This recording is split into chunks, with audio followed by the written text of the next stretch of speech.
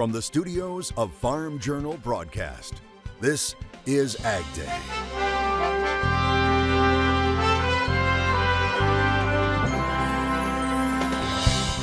From great potential For the month of August, we have gotten about 20 inches of rain. to a soggy mess, what soybean farmers in Louisiana are dealing with right now.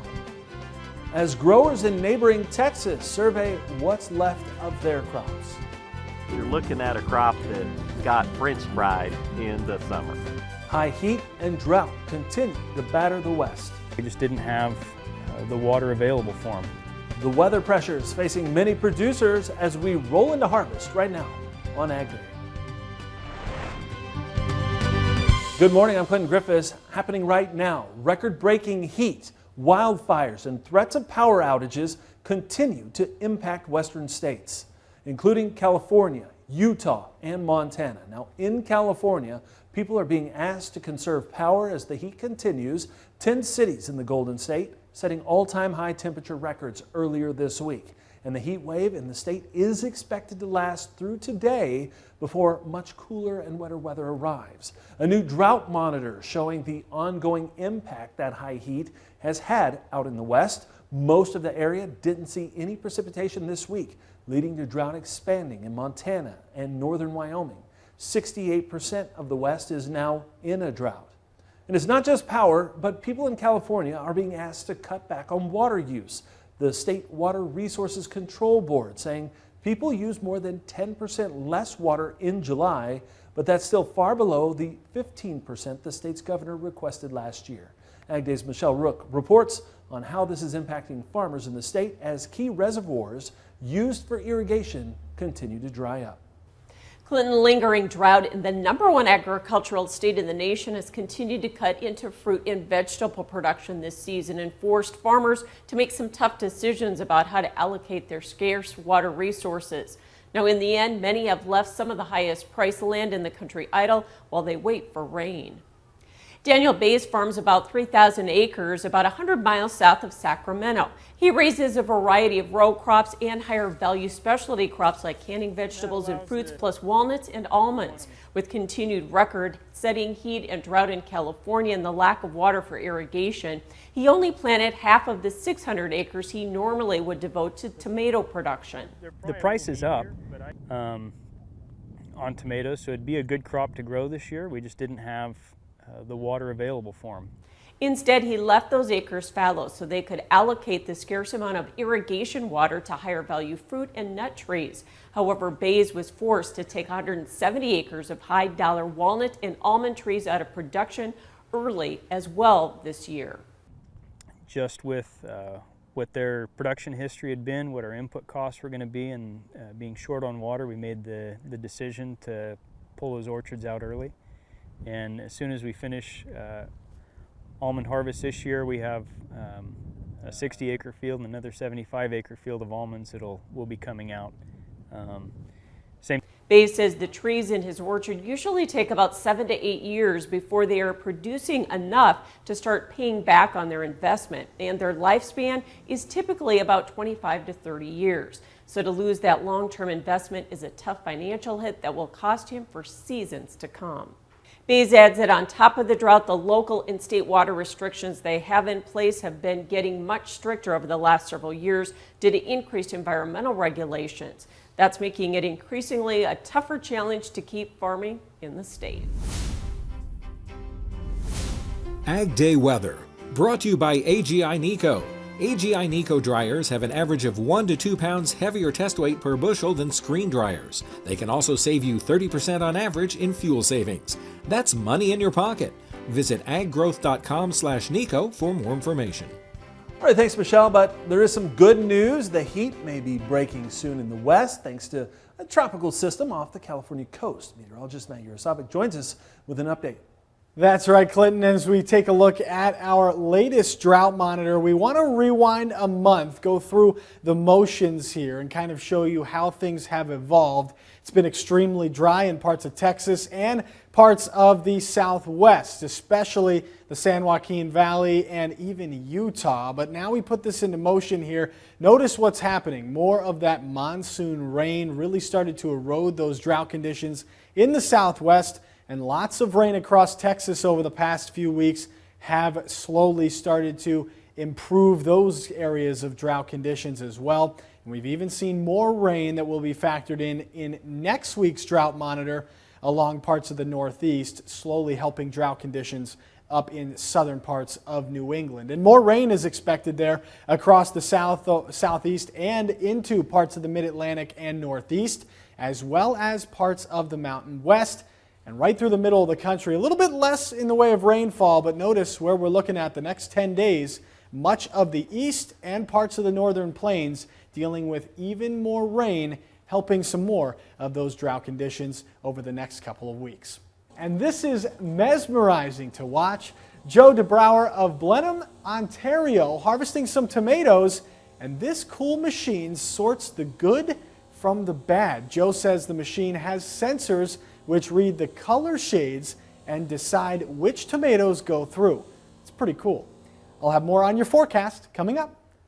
Bayer appears to be rejecting a proposed global settlement over its Roundup product. Now, it filed papers in a Northern California court this week denying many of the allegations made against the Monsanto product. A settlement would bring to an end thousands of cases that have been filed, but the company has been on a winning streak with trials as of late, winning its 5th consecutive trial over claims the weed killer causes cancer. The trial involving 3 plaintiffs in St. Louis. Now, Bayer saying in a statement in part that the jury's conclusions are consistent with the assessment of expert regulators worldwide, as well as 4 decades of scientific studies that say Roundup can be used safely and is not carcinogenic.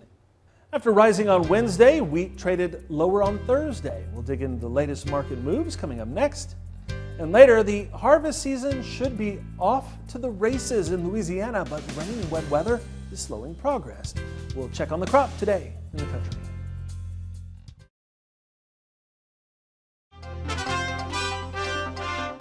A new report finds clean energy now provides more employment than the fossil fuels industry around the world. The International Energy Agency says a post-pandemic jobs rebound in the sector has been driven by emissions-cutting technologies, things like electric vehicle production, building insulation, solar projects, and wind farms. Clean energy, which under IEA's definition also includes nuclear power, is now estimated to account for more than half the 65 million energy sector jobs across all regions except Russia and the Middle East. How much do big oil companies really spend on low carbon activities? Well, a London-based energy and climate think tank called Influence Map looked into it. It focused on BP, Chevron, ExxonMobil, Shell, and Total Energies. It claims it found the amount of climate positive messaging the companies used was inconsistent with their spending on green activities. Now, those researchers say they looked at more than 3,000 items of public communications for 2021 from the companies. 60% of the messaging had at least one planet-friendly claim, but on average, researchers say they found just 12% of planned expenditure budgets were going to low-carbon or renewable activities. Markets were a mixed bag on Thursday as traders worked to sort out weather and Ukrainian export concerns. Michelle Rook joins us again with our Markets Today report. Joining us with market analysis, Arlen Suderman with StoneX Financial. And of course, Thursday we did see kind of a mixed trade in the grains, and wheat market couldn't extend that rally. No, it certainly couldn't. We saw more confidence that we're going to continue to see grain flow through the safe corridor coming out of Ukraine, despite President Putin's objections to that. I think there's more support for continuing it. I think Putin's probably going to try to challenge it at some point, but the market fairly confident it's going to move today. And so we pulled back in the trading range. It's largely contained us over the last 2 months. And what about corn and soybeans? Going in opposite directions, it looks like soybeans kind of bounced off of the August lows anyways, but it looks like we're already starting to see some squaring ahead of the WASDE on Monday. Yeah, that's exactly right. Kind of a lack of fresh information until we get that WASDE report out. Now, general expectation is, and the market's ready to price this in, that we're going to see a smaller crop and tightening stocks of corn. And maybe the opposite is true of soybeans, at least stable soybeans, if not starting to see some demand erosion there as well. And so we've been trending lower. Both of them kind of correcting back the other way, taking some profits on those moves ahead of Monday's report. So I got to ask you, StoneX lowering yield on corn by about 3 bushels per acre. That's kind of where the average trade guess is. And do you think we already have that baked into prices? Yeah, I think it is. The question is well, how will the trade interpret that? They'll look at the data, and really comes down to seed size. And we know that those areas that got rains had good temperatures, good filling conditions, probably big seed size. Those areas that missed out on the rains, small seed size. So how do they balance out with each other? And the general expectation is now in the corn that the smaller seeds are going to outweigh the bigger seeds, and we're going to have a shrinking corn crop. And if we get even close to that 172 mark, trade's going to start thinking more about maybe a sub 170 mark being a possibility. Yeah, I think corn is the one we're all watching. Thanks for joining us, Arlen Suderman with StoneX, and more Ag Days coming up.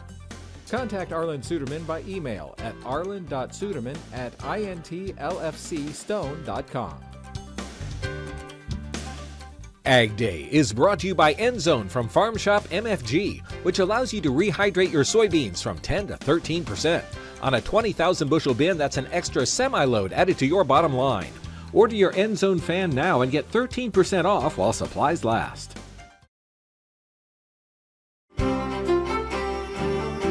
Meteorologist Matt Yurosavik joining us here, taking a look at this drought monitor. Matt, we've been kind of watching where these rains have come, and it looks like maybe the south and the northeast seeing some improvement here. Yeah, and actually more rain is going to get factored into next week's drought monitor in the northeast, but we're going to continue to see rain in the east and in parts of the west over the next 10 days. And by taking a look at that drought monitor, you can really see where there were some more improvements over the past week. Parts of Texas, even parts of the southwest, including Arizona and New Mexico, but also parts of the northeast where we had a lot of rain over the past week, but also some that didn't quite get factored into that yet. And we'll take a look at that next week. We'll likely see some more improvements because more rain is likely there in the northeast and along really most of the east coast as we head through this week. We're even going to see more rain up here in parts of the Corn Belt and the Great Lakes where we'll see some of that. But we haven't seen a ton of improvement over the last week here down across parts of Texas, but we are slowly starting to erode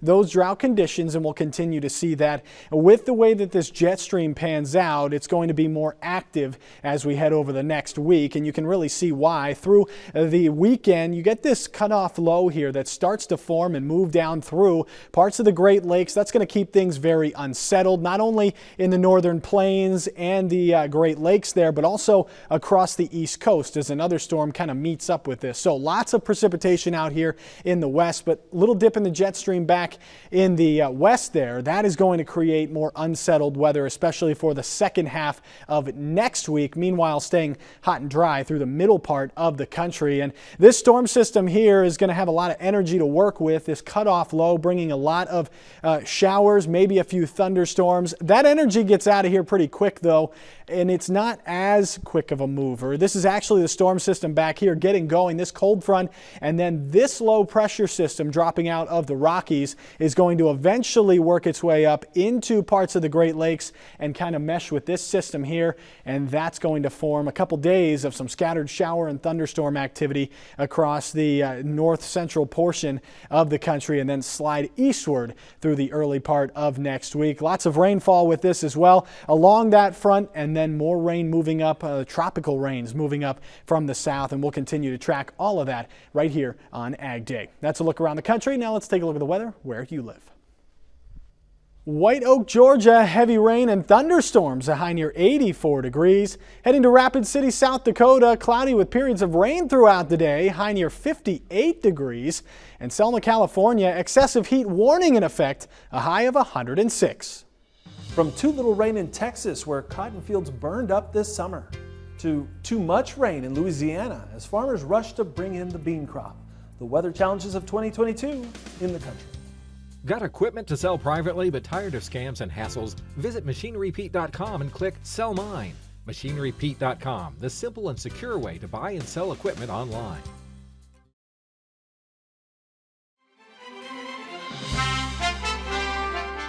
Continuing our coverage of the impacts of the ongoing drought, we head to Texas, where the largest cotton patch in the U.S. is mostly barren.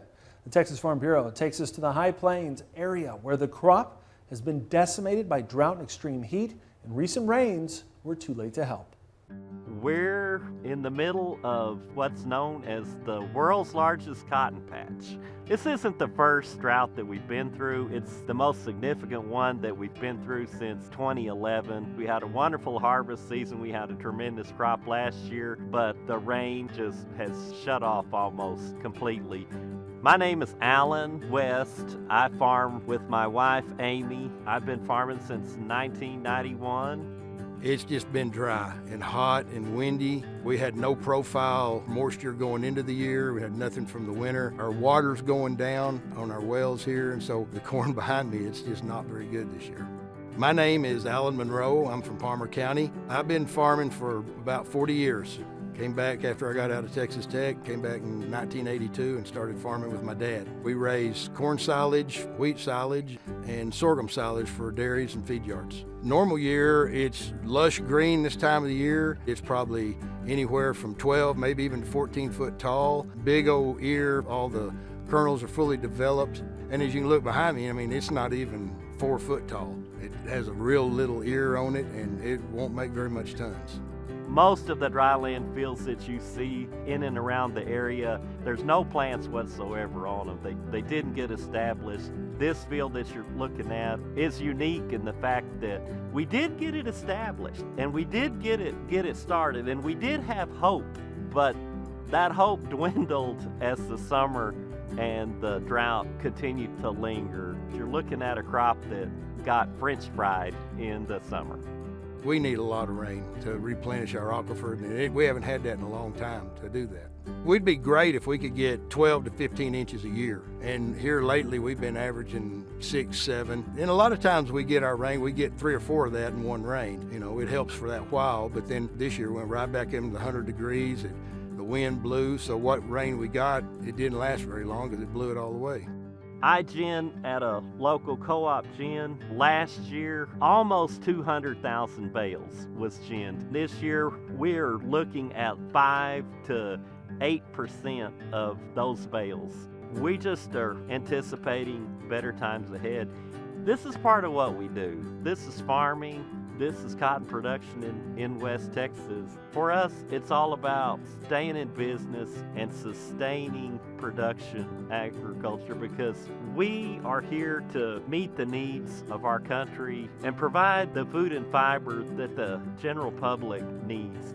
Farming's a great lifestyle. I enjoy it. Helped my dad when I was a kid, came back to farm with him, and it's just my lifestyle. You know, you just put a lot of faith in the good Lord, and that's kind of how we are when we put a seed in the ground. You have faith it's going to sprout and come up, so we just have faith that He's going to get us through this one. Our thanks to the Texas Farm Bureau for sharing that update with us.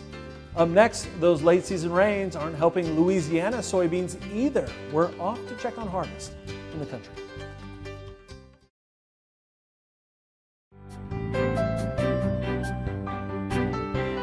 From drought to too much rain for Louisiana soybean farmers, late August and early September is typically a time when harvest is in full swing. And while nearly a quarter of the crop has been harvested, the results have been disappointing. As LSU Ag Center reporter Craig Gautreaux tells us from Northeast Louisiana.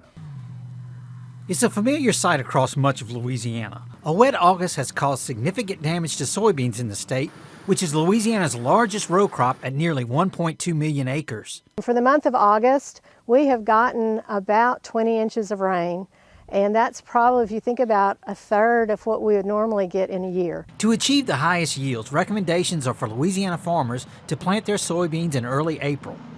Unfortunately for growers, beans planted in this time frame are experiencing the greatest damage. If all the April beans that are in the field are damaged, and what we're hearing from agents is it could be 40%, 50% of our acres have some damage.